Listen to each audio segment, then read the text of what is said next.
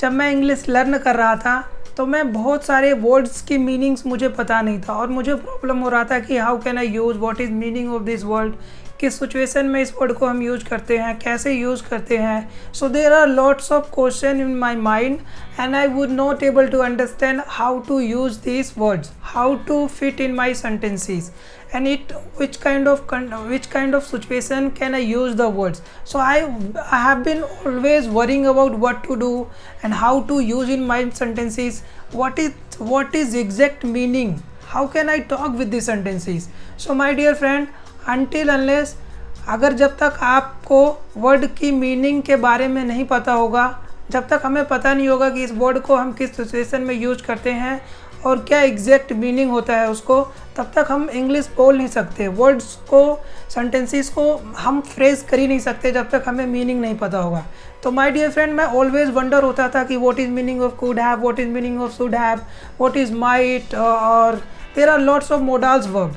So modals of verb are very important to speak English, to express yourself, to speak about any topics. So I have been always worrying about how to use in my sentences. No, I don't know this meaning and how can I use, how can I talk. So I have been always worrying. But when I understood, when I have gone through such kind of situations and many ways, when I have understood, then I thought that yes, I can use these things in this way, in this condition I can use. And from that moment I never ever thought that I can't able to speak. So speaking English is very important. Speaking English with the modals verb and unique words which people use in daily life conversation, that will enhance your communication skills, that will give you empowerment of speaking anything about any topics. Because जब तक आप इनका meaning आपको पता नहीं होगा, तब तक आप सेंटेंसेस को फ्रेज नहीं कर पाओगे, बना नहीं पाओगे, अपने आप को एक्सप्रेस नहीं कर पाओगे और चीज़ों को समझा नहीं पाओगे, दूसरों को, कन्वर्सेशन को होल्ड नहीं कर पाओगे.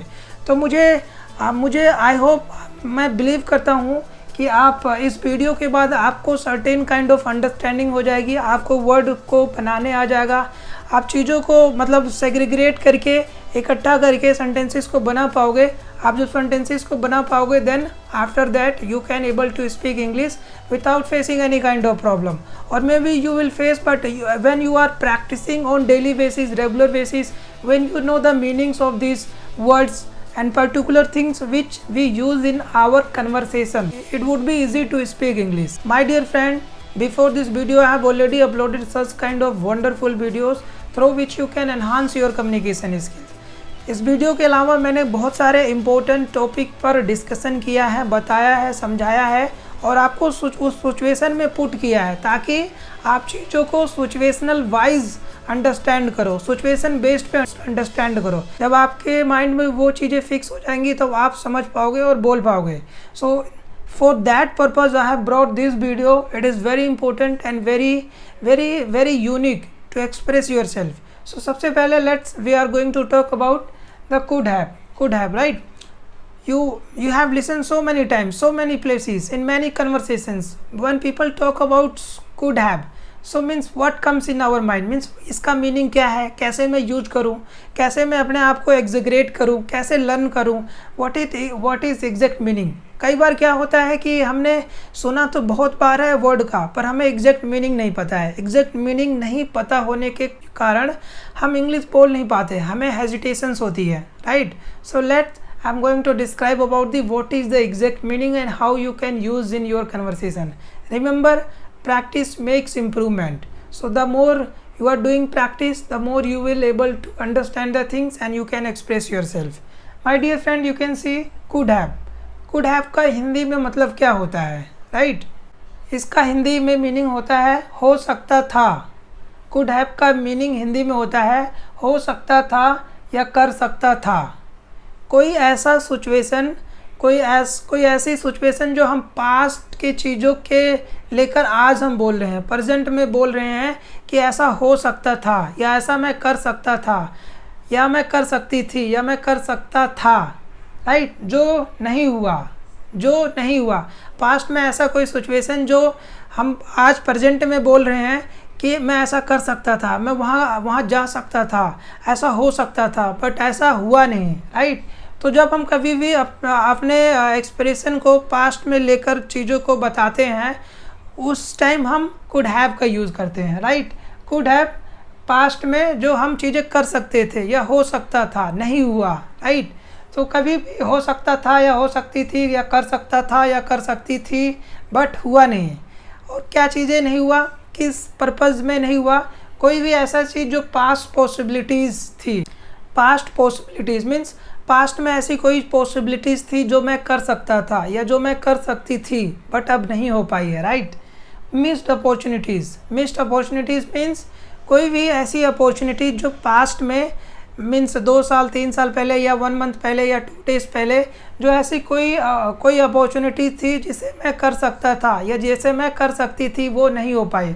तो ऐसी कोई मिस्ड अपॉर्चुनिटी हो, कोई ऐसी अपॉर्चुनिटी हो कि यार मिस्ड हो गई अपने माइंड से और अपने टारगेट से, तो उसमें हम कुड हैव का यूज़ करेंगे। अनफुलफिल्ड एबिलिटीज़, ऐसी एबिलिटीज़ जो फुलफिल्ड ना हो पाई हों, राइट। जो ऐसी कोई चीज़ हम करना चाहते थे वो फुलफिल्ड नहीं हो पाई हों, उस सिचुएशन में हम किसका यूज़ करेंगे, could have. Could have means हो सकता था या कर सकता था बट नहीं हुआ, राइट। और very most important things my dear friend, जब हम कुड हैव को फॉर्मेट करते हैं तो कैसे फॉर्मेट करते हैं, उसका एग्जांपल या फॉर्मूला क्या है, राइट। सो सबसे पहले subject, then second time could have, then after that verb की थर्ड फॉर्म। सो वर्ब की थर्ड फॉर्म हमें लगाना बहुत ही इंपॉर्टेंट है, उसके बाद object. My dear friend, let's make some of the sentences.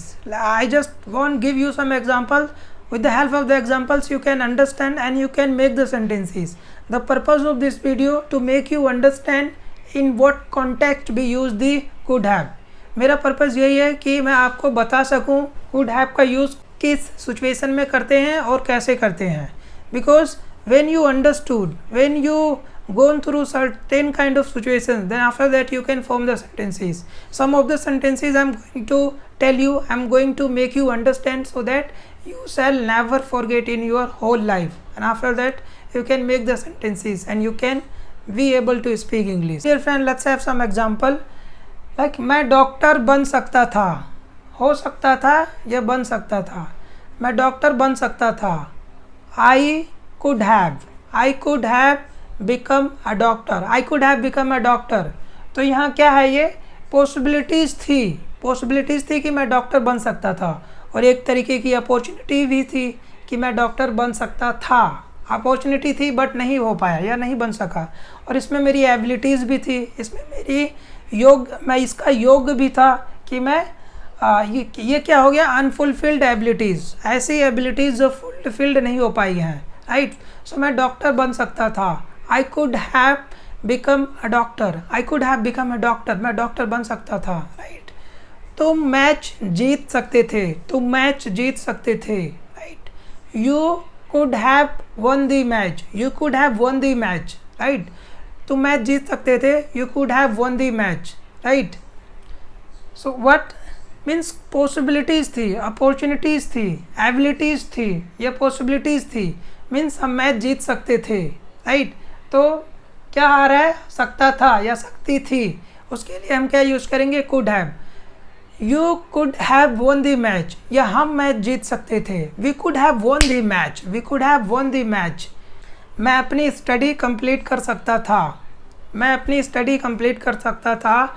I could have completed my study. So here what I am telling you, I could have, right, and the verb third form completed and then object. I could have completed my study, right. मैं और पैसे कमा सकता था। I could have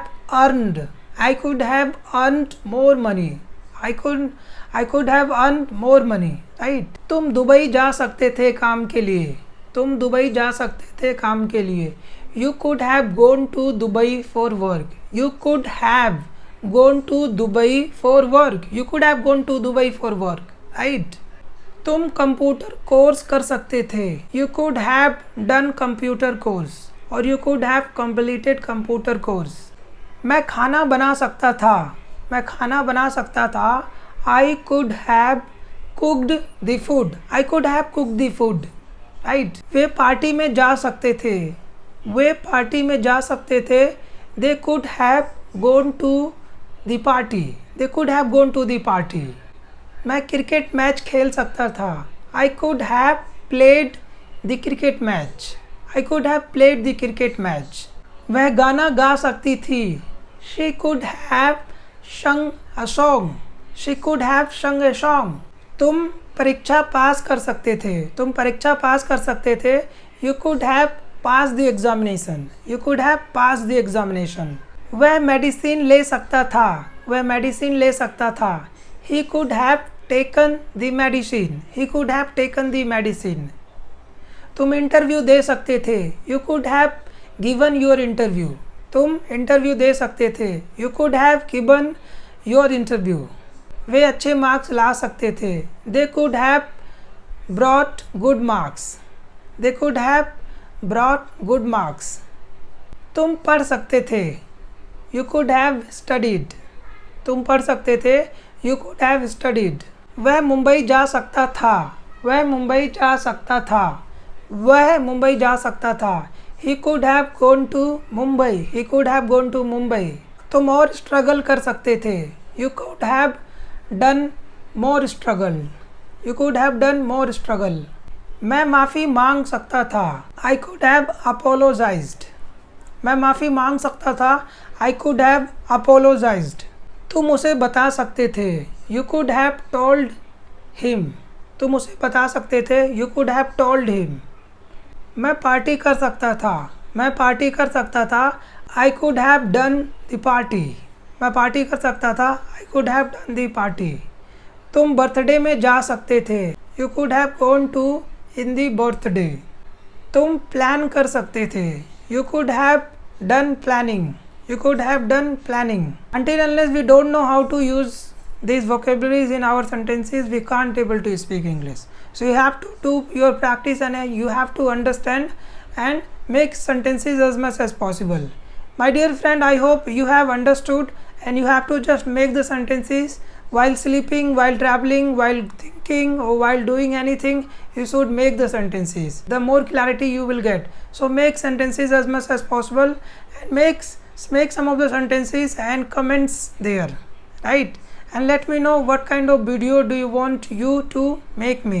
I will make such kind of videos, and I will give every information whatever the possibilities I have, right? So my dear friend, thank you so much for watching. I hope you have to understand and you have to make the sentences, and let's practice together. We will fulfill the desire what we accept, right? So my dear friend, please share and subscribe my videos and watch. There are so many things which I have uploaded on YouTube, and try to watch and try to understand the meaning, and your objective is going to be fulfilled, and we will make possible. We will help to each other. Thank you so much for watching.